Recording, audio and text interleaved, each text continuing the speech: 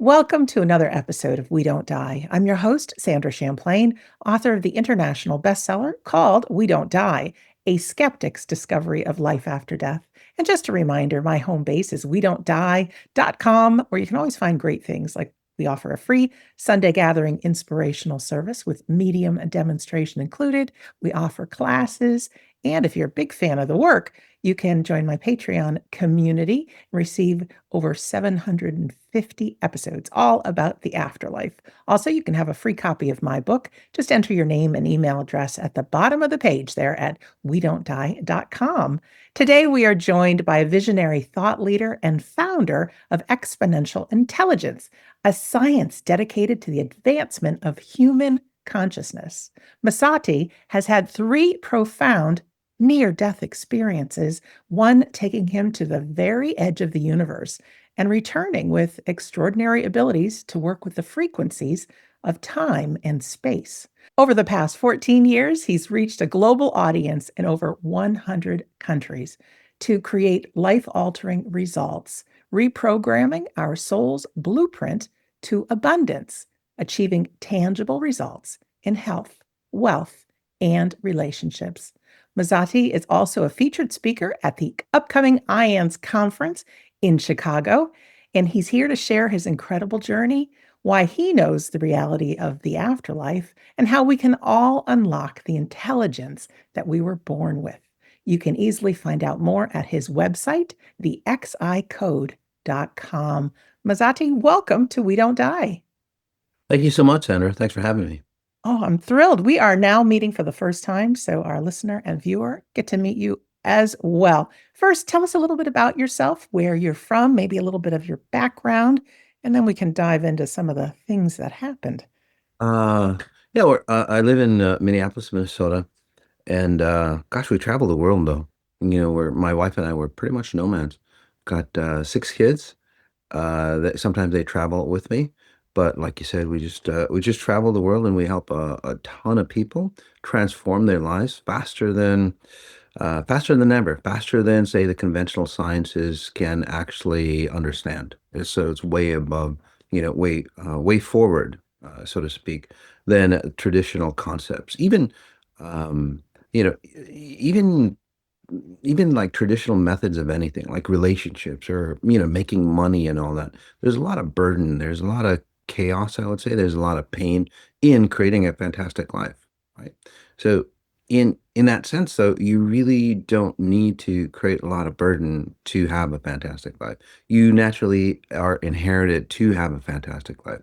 We just need to get rid of, all the distortions that we have around us. So, and that's Thank what I you. did the past 14 years, just traveling the world, helping, I don't know, tens of thousands of people. Yeah. Thank you for all that you do. And I'm a like minded soul for sure. The audience you're speaking to, mainly people experiencing grief, Mhm. passing of a loved one, someone very, very close. And so they come to this show looking for reasons to believe in the afterlife.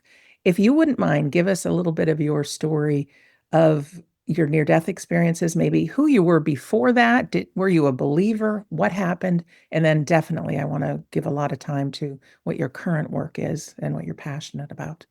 And that's really key, Senator. There's a lot of people who have a near-death experience. One, they cycle downwards, and at the IANS conference, there's like suicide hotlines and so on like that after, especially kids who have near-death experiences, which we help, by the way, quite a bit. They have suicidal tendencies, and the reason why is that, well, they see the afterlife.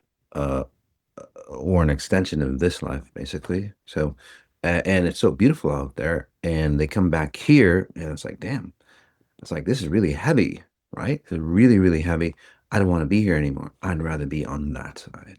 Okay, so we can talk about that in your audience. But when I was growing up, a young kid, didn't know what to think. So I studied everything. I studied religion, spirituality, say the meta science around all that. I studied a lot of success, and it just didn't do it for me because there was a lot of questions left, right? And on top of that, I looked at people who were super, religious or kind, so to speak, and they had a lot of problems.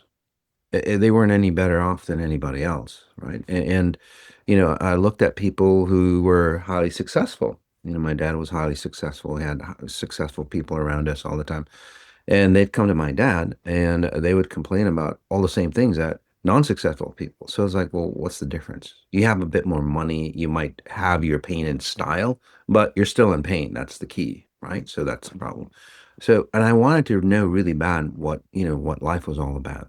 So I was more on the science side. What are the logistics? How do I get to that optimal life that everybody searches? And I think the universe actually listened to me. And it's like, gosh, do you really want to know? And I go, gosh, yeah, I do really want to know. It's like, all right. And that's where my first near death. It was a college warehouse, a college job. I worked at a warehouse and I got my jaws crushed in a unloading rail cars, basically, for a Target warehouse. Crushed my jaws.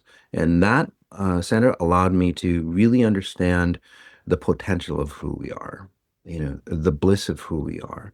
And this is what most people see after a near-death experience. A lot of times they see the bliss, the possibilities of who we are.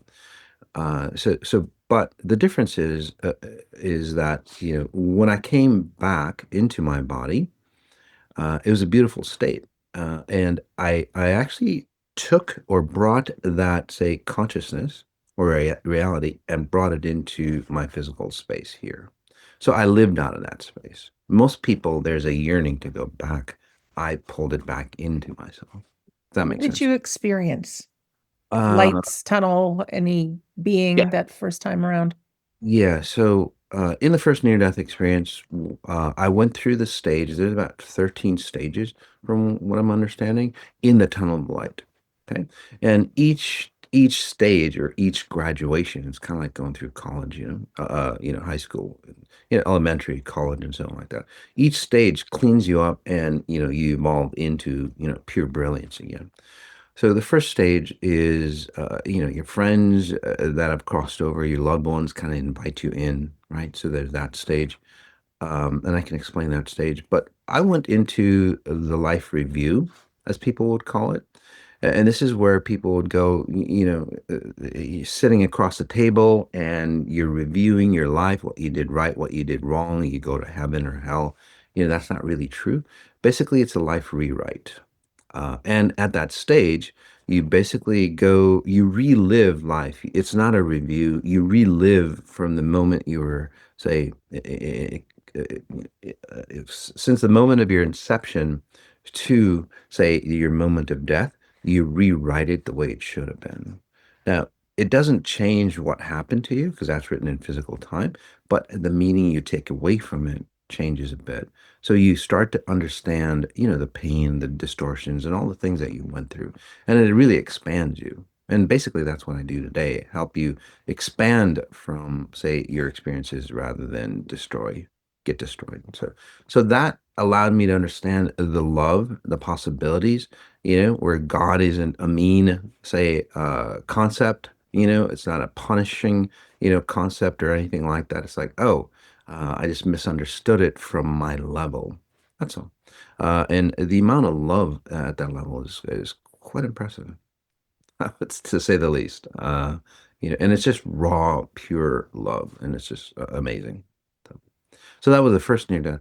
The second one happened about 18 years later, or 20 years later, and that really allowed me to understand the mechanics. Because what I wanted is like, well, how do I live that life that I saw up there, or how can I actually become the person that I was at that level? Because we all have potential, right? So, and then over the 20 years, I was highly successful and all that, but again, there was an emptiness, right? And in this case, it was a drowning accident. I got sucked into a cenotes, and in that situation, I saw the same thing again. I was trying to crawl back out. Basically, cenotes is a hole in the bottom of the river, Mexico. So I got pulled in, and I couldn't crawl back out because of the pressure of the water. So I let go. I basically drowned, and and from there, I escaped my body again. And then, I went through not the tunnel of light this time. I went past the tunnel of light, which is really cool. And then I went beyond the veil, as they call it. And in some religions, they talk about a beautiful blue essence or presence or a space around you. And that's what happened. You just literally, it's like I got ejected out of that tunnel of light and into, say, that veil of blue space. I call that, uh, you know, uh, uh, I call it well, at that level, there is no time, there's no space. It's just that at that level, you are everything, all possibilities, and you have access to all the knowledge that ever was, is, and shall be. Because again, there's no time, no space. Everything happens at once. So, and the amount of love there is, gosh, you multiply anything that you've had euphoric by about 1 million times, and that's the amount of love. It's way too much to ever process in your body. You literally explode basically, physically. And that was, again, is quite beautiful. I started, and I was conscious in those death experiences. So what that means is like I brought the knowledge back home. Most people, there's a transition when they die, they kind of forget. They have the feeling and the essence, but they forget how they got there. That makes sense to you. I'm sure you've heard enough near-death experiences. Oh, lots. Yeah. How did you survive that one? And did you see any friends or relatives, pets, anything like that in either of the experiences? I saw a lot of not our loved ones, the current loved ones, but I saw beautiful beings around, beautiful intelligence, as so to speak. I see it more as intelligence, but you're conscious and you still have to make sense of it. And if you make sense of it, you have to say associate it to something you understand. So that intelligence actually comes out as beautiful beings to me. So or our group or our tribe, because you're never alone, by the way. Anybody listening to this, guys, you're never alone. There's millions, maybe billions of beings around you, literally all the time, watching over you. And you could, and if you allow them to help you, they're just there, wanting to help you for sure. So, and that's That's what good happened. news. Good So news. yeah, so in that case, I brought that level of intelligence back into this reality, and so I use that level of intelligence to naturally heal people. And so, one of my abilities that I have is I can scan anybody. You name me a name, or I do this on Moss on Sunday, which on YouTube Live. Somebody says scan me, and I don't need to know your name, your picture, or anything.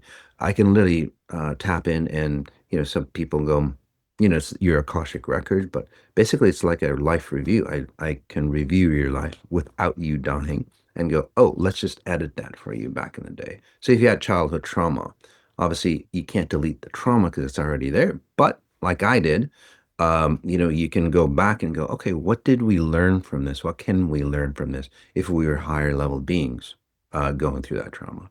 And it turns that trauma into a great opportunity to accelerate to higher levels. Did they fish you out of the river? Did you float above Sorry. CPR? No, it was the coolest thing. It was the coolest thing. I don't know. So anyway, there was a huge rock out, out in the middle of the river, right? And the river was really fast. I was on an inner tube. Sorry about that. I was on the inner tube, and I pushed my kids out of the way so they wouldn't get sucked in. I didn't have a life jacket on, and then I got sucked into, again, that cenotes. It's about a hole in the wall, a hole in the rock, kind of like a sewer hole, about that big. I just got pulled in to it. I was underwater for maybe 8 to 10 minutes, according to my wife at the time. And then all of a sudden, I was literally maybe pulled from there. Divine, uh, divinity, somebody loves me up there, pulled me and just like set me like about 100 yards above river. I don't know how I got there. Literally, it's just like, what the heaven did I? It's like, what? Because I could see the inner tube, still getting sucked in because it was too big. And I'm going, how the heaven did I get from there? Because I know where I was. I was, in the bowels of the earth to here. I was a little bloody. My fingernails and my back was a bit bloody because I was trying to, crawl out, but I was in bliss. Nobody had to resuscitate me or anything. I was just like in total bliss. I'm going, wow. Like, because the essence, the love up there was literally like still, it was like, wow. And it still is, I'm going, whoa, this is so cool. You really don't care about you can heal from anything, right? From that level. So You can. amazing. Um, Wow. Yeah, I know. I try to ask questions that I know listeners are thinking, yeah. is she going to find out what happened? Yeah. Yeah, Exactly. I do believe in miracles. I've seen them in action and I do too. divine intervention and all of that. So whether it's God, the divine, the universe, whatever, sees potential with you, gave you another experience, Yeah. and you're here now. But there was still one more experience you had, correct? Yes, this was a few years back, and this is again where I've helped, I don't know, tens of thousands of people, all that. So really settled. That experience actually allowed me like mastery level. So, so the first near death was, say, an apprentice level. It allowed me to understand the concepts or the science of how nature works, so to speak, or how God works. The second was more of a journeyman, where you start to master your craft, right? The third one is like literally mastery of the craft. Now you're that teacher type, and this is where I was in Peru. We went for a great hike, and maybe I had COVID at the time. I didn't take the vaccine or anything, but I had COVID at the time, maybe. But everything was drained, and things just got slower and slower. And then I found myself in a hospital, which is tragic in Peru, because they have the good thing is that they have the great doctors, but the opportunities or the possibilities that we have here, Western, it's a little different. But I passed out. I remember my son kind of holding me down, and basically I died. It wasn't a heart attack or anything like that. Basically, my whole system stopped. Um, and I'll tell you why in just a second. And then I could see myself floating out of my body, and I could see myself, my son holding me down. He's like, and I'm going, God, that's so sad. And then I just blacked out, and it was a beautiful space to be. Again, it's just rawness, and that rawness just feels so real and so good to you because you're going back to the natural essence. And I think in that near death, oh, by the way, so when I came back, it turned out that I had really low levels of minerals, so low that my electrical system basically shut down. Brain, heart, everything was just like muscles. Like it's just so they put me back on minerals, and oh, they did a brain scan of me before my death, and it it it it looked like somebody who had died. There's no their activity or anything like that, which was really crazy. Um, it literally looked like mush. And then after though, they looked and it was a brain of a pristine, like 30-year-old. I'm 65. So, and it's like, again, a miracle. It's like, what happened? So, and ever since then, it took me a while. I think that was the hardest, for my body. The other two were accidents that we recovered. This time, my whole body restructured, and this is where I'm not aging like my parents. I don't have the diseases of my parents. I age, say, younger. I look a lot younger today than I did, 12 years ago, by the way. So all those things like regenerating on how we age, and I teach people how to do that, by the way. So, so it's like almost like a cellular restructure of who I was. So, Incredible. Well, I want to talk about what you're most passionate about because I believe we're souls having a human experience. I believe everything begins with consciousness. yes. And yes, we believe that our loved ones have gone on. And I say it's hereafter because, like those millions of beings you're talking about, our loved Yeah, ones are here as well. And we can still yeah, stay in touch and communicate, and we will see them again. But our life is for a reason. And I think there's untapped potential in so much. So I'm new to your work. If you would give us a little overview of what it is you do and what the concepts are, and Yeah. maybe some things we can do in our own life. And I know there's going to be people that want to follow you and watch you on YouTube and visit your website and such. But just what are some of the basics and who are we? Who are we? Yeah, we're highly intelligent beings, learning how space and time work, basically. And the reason why we've done that, at a deeper level, and if you don't mind, Sandra, I can read you a little bit, not your personal stuff. We can do that maybe on private, but overall, you operate on, you just want to know, even as a child, you just wanted that desire or had that desire on going, I want to know, I want to live who I really am, not the physical bound being that I've become. I don't know if that makes sense to you, It but basically, does. yeah. So even as, I see you as a 3, 4 year old child. So doing that. And ever since that's what you do today, and that's your purpose, so to speak, is, bring that reality into this form. So, and a lot of us kind of want to do that, but then we get it straight. We get into, like what the world thinks we should do, go to college and this, and there's nothing wrong with that. But if you're losing yourself, it's destructive. So what I do in a nutshell is basically, you know, you were living in this reality. We've created this society. You don't say move away from it. I think a lot of your listeners that I'm tapping in actually do that. They're split between, say, society's norms and then what their loved ones or they might have experienced on the other side. Okay, that's the way I was. So what I do is basically is like, wait a second, while you're doing whatever you're doing, being a mother, being a business person, being whatever, it's like, why don't you understand the original purpose of who you are, why God set you in this place while you're doing whatever you're doing? It doesn't have to be a sacrifice. It doesn't have to be torn.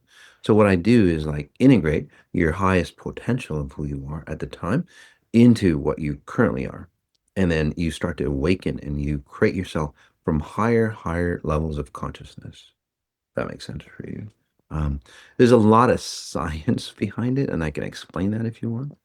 Um, okay, so what happens is that I don't. Okay, I'll just make it really simple because again, it's all about frequencies. Okay, most people think it's your mind, but think of it this way, Sandra. There was an intelligence that created you before you were a single cell, before you had a brain, right? So what was that intelligence, right? So there was a blueprint. Somebody created from a higher level, obviously, a blueprint of who you are. And then, as your mom and dad got together, then that blueprint manifested itself into you. Okay. So your identity, who you are, between your mom and dad's genetic patterns, your generational patterns, like baby boomers, Generation X, and all that. That is a, say, ingredient that is part of you.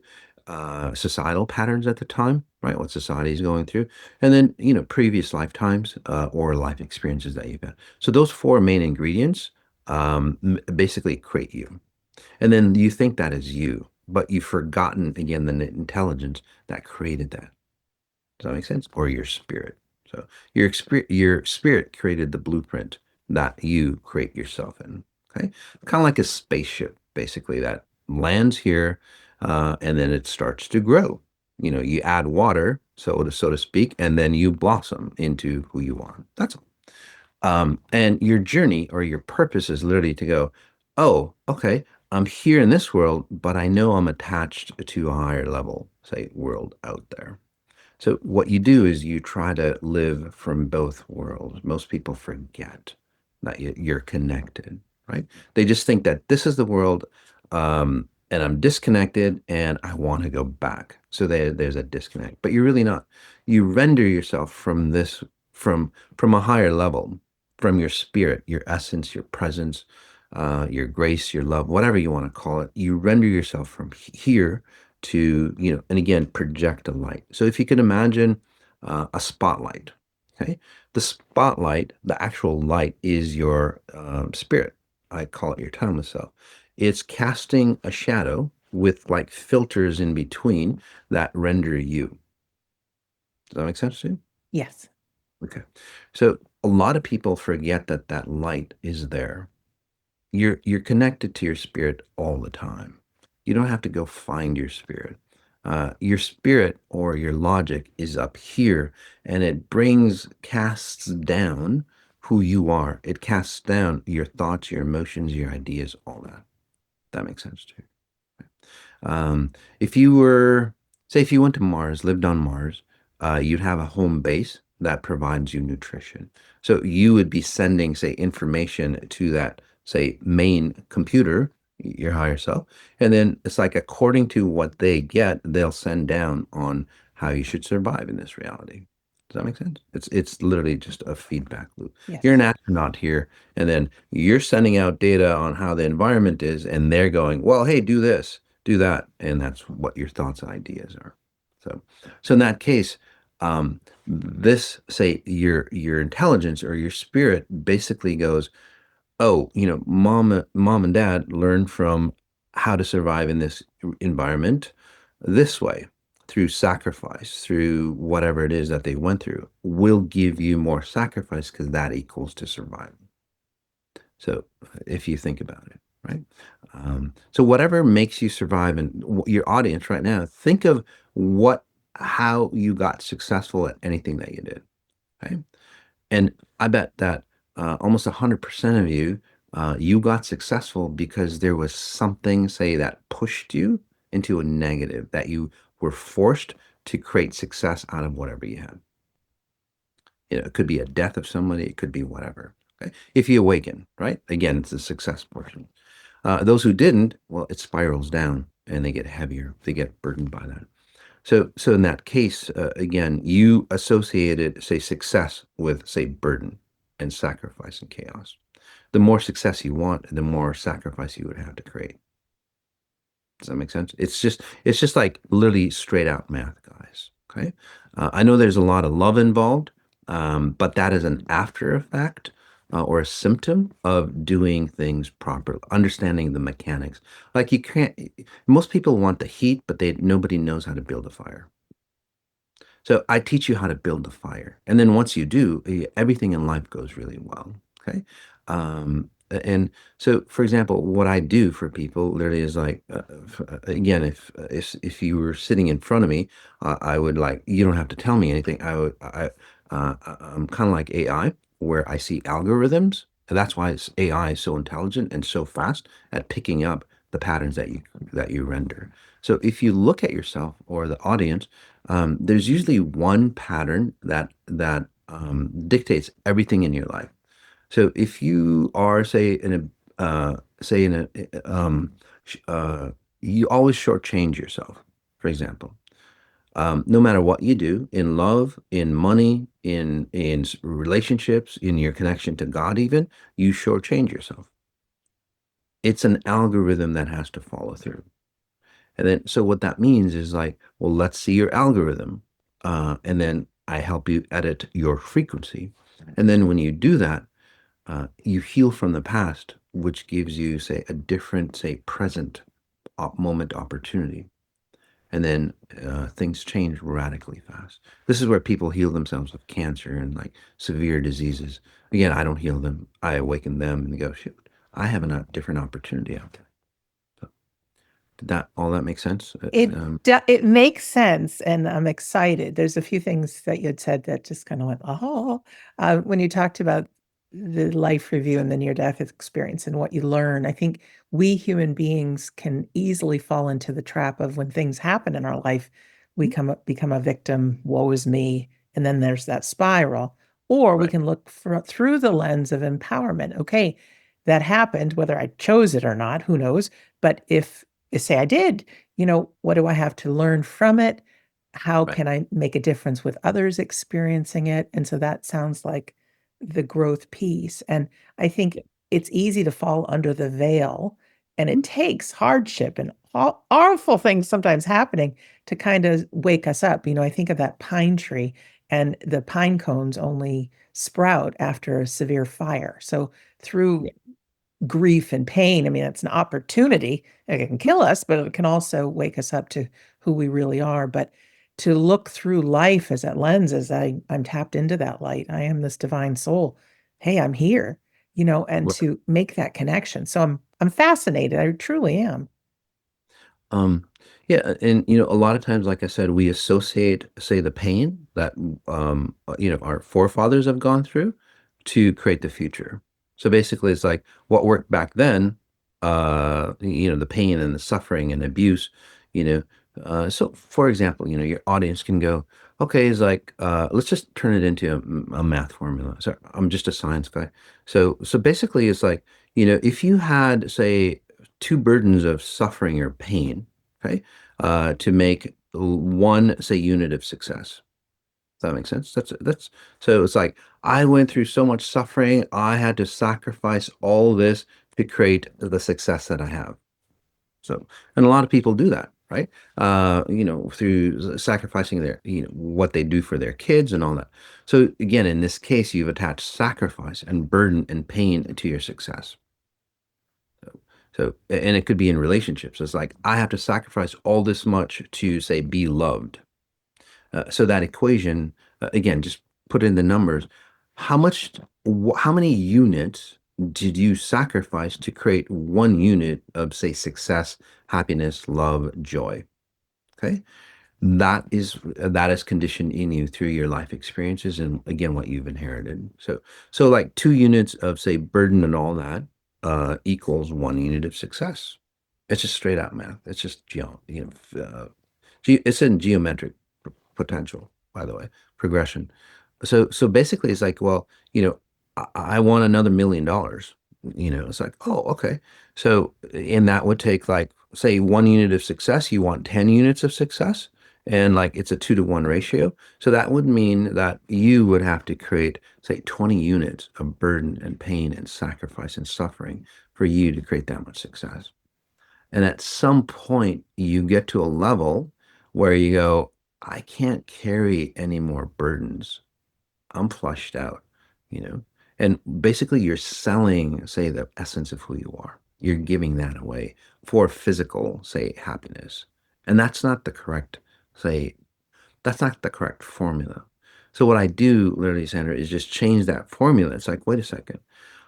Instead of burden and sacrifice, one, most people are ill-defined in this case. So they, again, associated sacrifice. And I'm not saying you shouldn't sacrifice, but you want to sacrifice, backwards instead of forwards. Most people sacrifice their essence, their presence for the future. But what you want to do is you sacrifice your old self. You let your old self die, right? You let the burdens, you let the diseases, you let, say, the algorithms or patterns of how you got to where you got.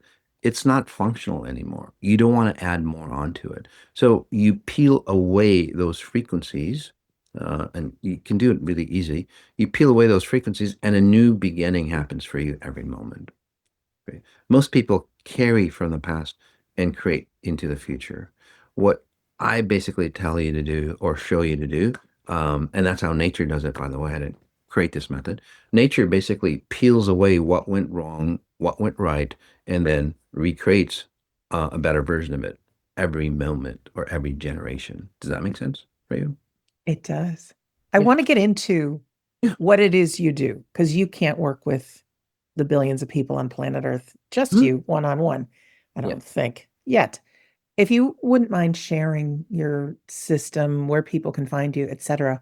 And then maybe we could go into what are some things that people can do.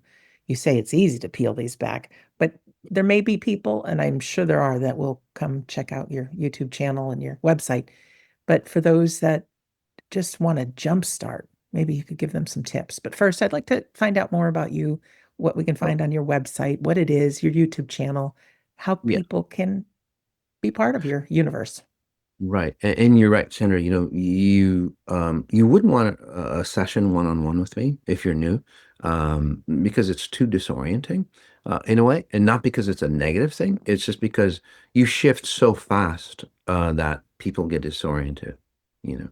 Too much of a good thing, disorients people, right? So it's like you're in severe pain and all that stuff, and then all of a sudden it's like, whoa, what the hell happened? Like if you're in a 0-star hotel, so to speak, and then they put you into, say, a 5-star hotel, it's very disorienting for you, right? So that's basically what it does is like you shift so fast. So I would suggest there's a lot of free, I call them hyper meditations, where it's a group setting. They're on recordings. We have a ton of labels on, I don't know, letting things go. We just did that. It allows you to peel away. See, there's what'd be good for you, the group here is allowing for the death, somebody dies around you, or so allowing that process of nature to take over rather than your, say, spiritual or religious or your idea of how death works. It frees the soul of both sides. So that's really important. But there's a lot of like hyper meditation labels that you can go into the website and look at. Um, so hyper meditations, this is where, we usually have, gosh, maybe a couple hundred, 400 or 500 people meditate with me. We're doing a 10-day one. Know Thyself. That's coming up live. But again, there's a lot of recordings. So I would suggest doing that. There's a lot of free stuff on YouTube on that. On if you go to Masati, Masati.live, there's so much stuff there free for you. Uh, and then whenever you're ready, whenever you're strong, it doesn't take long. By the way, if you listen to one hyper meditation, I can guarantee you that things will change for you. So it's that fast. It literally is. One 5 minute or 10 minute session with me is like maybe a decade or two worth of therapy. Literally that, because we're working in frequencies, not your mind. So So we can find that the xicode.com is where we can go, and then Mhm. Masati.live. Yes. Okay. Yeah. So what you can do now is start to spatial reference. Okay. And what that is really simply, it gets you out of the mind. It's really a fast way to become present or in the moment, so to speak. And that's what all religions teach you, literally, or they should teach you how to stay in the present moment, right? Oneness, completeness, wholeness. That's basically, again, so what you want to do is get out of your mind. The way you get out of your mind is you try this simple exercise, okay? It sounds funny, but just give it a try. There's a lot of people who have actually gone off their, say, psychotic medications just doing this. That's how, say, effective it is. It's very simple. You look at the object, like if you're visual, you look at an object and then a point on your body. So it's always the object and then something on your body. This is like a recalibration. Like on Google, it says to recalibrate your phone. Does that make sense to you? And you kind of wave it back and forth. Basically, that's what this does for you. So if there's, and you just sit somewhere or while you're walking, whatever.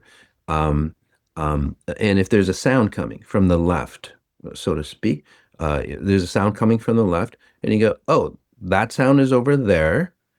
This, the tip of my nose is here.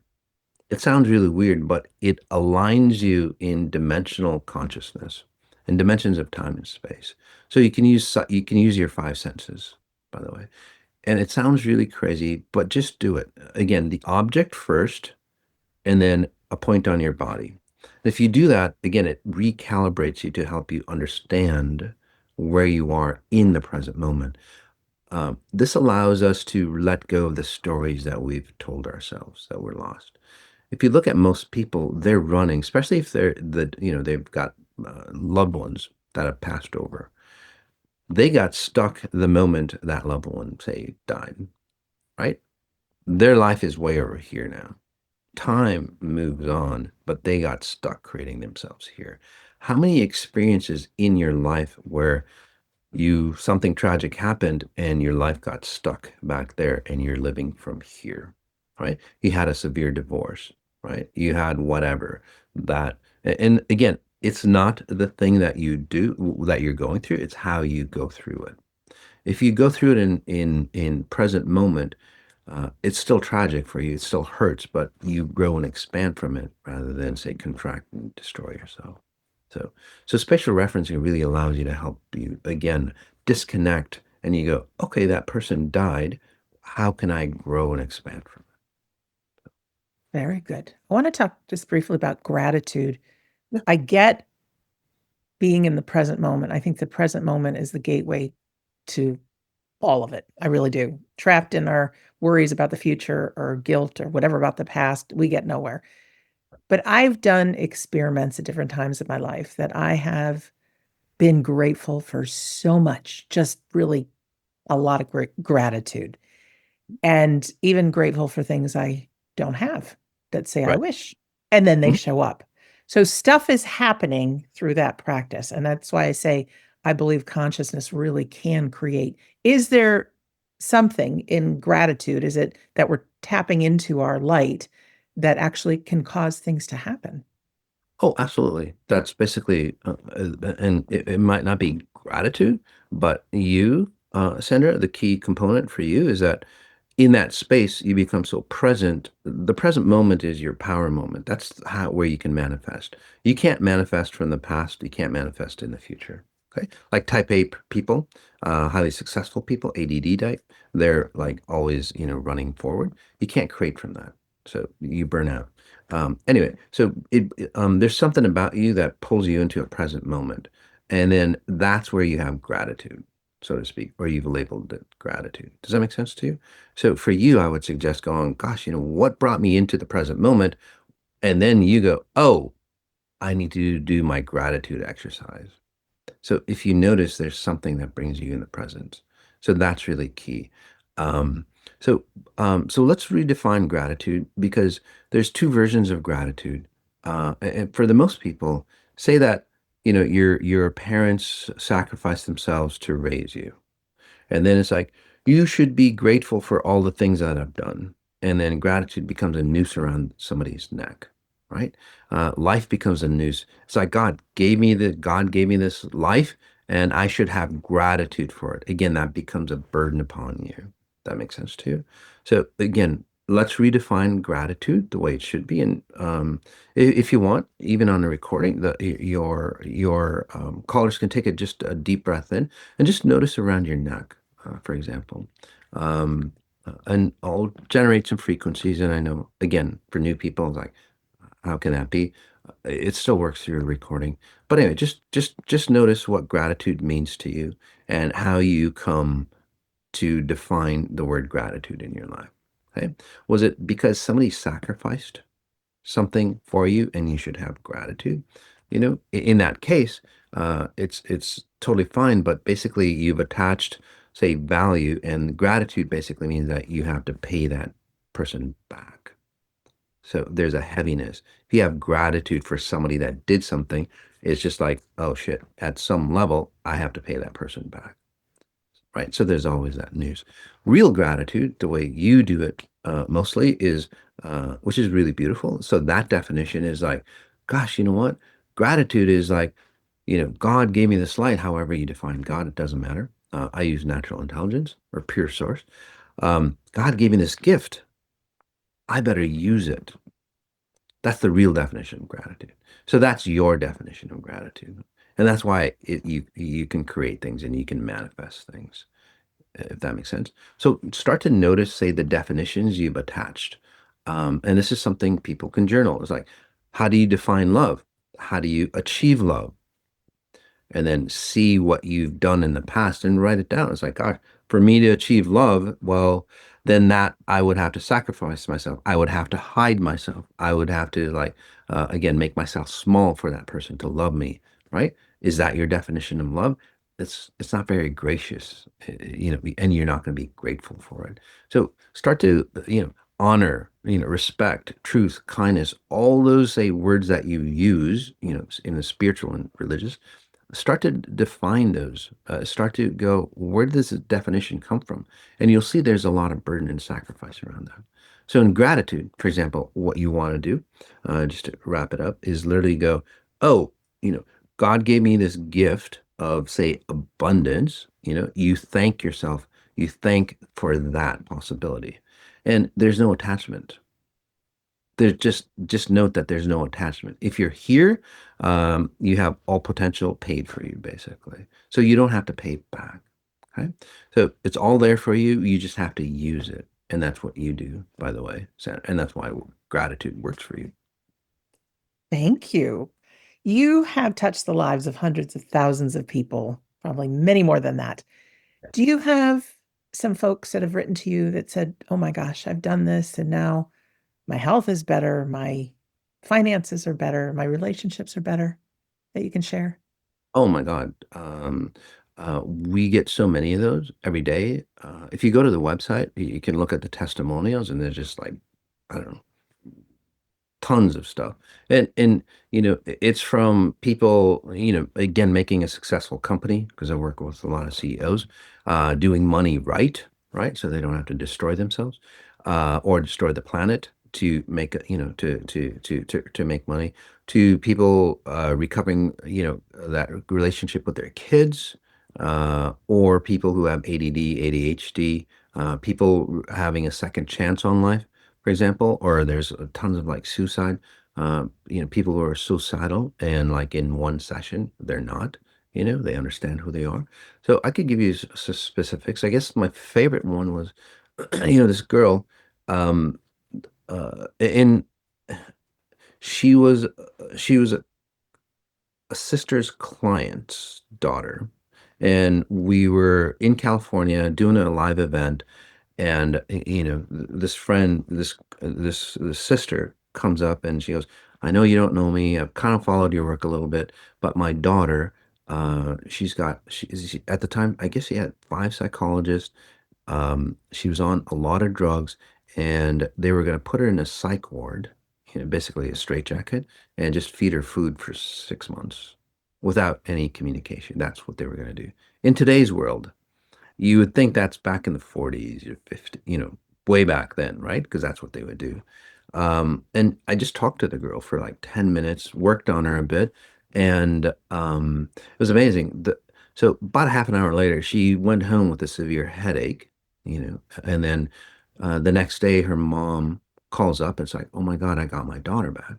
Because she would get into these rages where she would literally like chase after her mom with a knife and stuff like that. She didn't know who she was. It was like that severe. So, so after that, it's so beautiful. And she was only like 12 years old. Worked on it for like 10 minutes. The next day, she came back. She was that 12-year-old girl. Very sweet, very kind, very productive. And now, she started her own business, was doing cookies or something like that, online. She's a leader in her school. She's great grades. So it's just a little tweak. Most people, they just need a little tweak, especially young kids. Kids, the younger they are, the better. They just need that little tweak, and they're really good to go.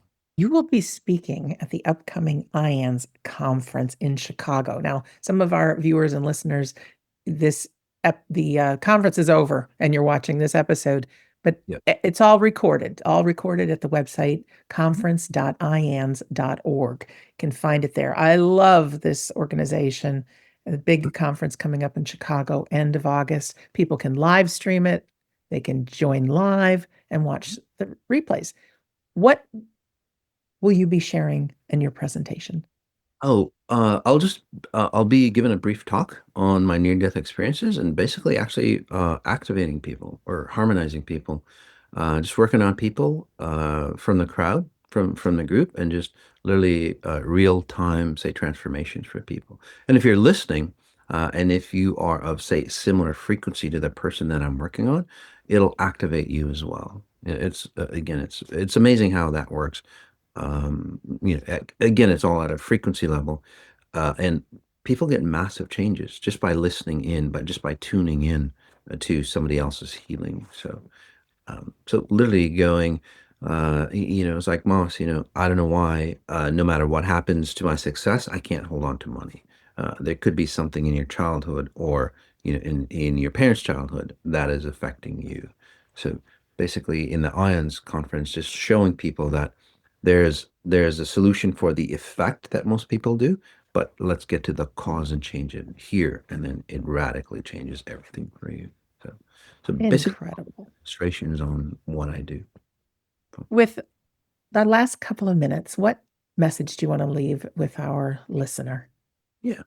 Well, the biggest thing that I see is people forgot who they really are.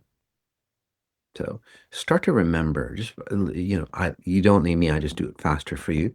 But, what you could go is like, who was I before society, or before society told me who I was?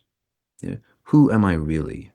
Without the facade, without the distortions, without that, who am I really? And what does it take for me to get, or for me to remember? Again, just note that you are complete as you are. You just have to shed away those things that say, remind you of your incompleteness. And then you don't need anything more. You just literally have to shed away those things that you're not and remember who you really are. Beautiful words. Well, thank you very much for being our guest today. Thank you, Sandra. Loved it. And for our listener, don't forget to check out the xicode.com. And I have more links to Masati's website and YouTube channel and all of that in the description for you. And also come visit me, we-don't-die.com. So many great things to explore with all past episodes included. And every Sunday, 2 p.m. New York time on Zoom, we have a 90-minute free inspirational service called the Sunday Gathering. It is so empowering, you won't even believe it. And the last half is a medium demonstration. Pretty darn cool.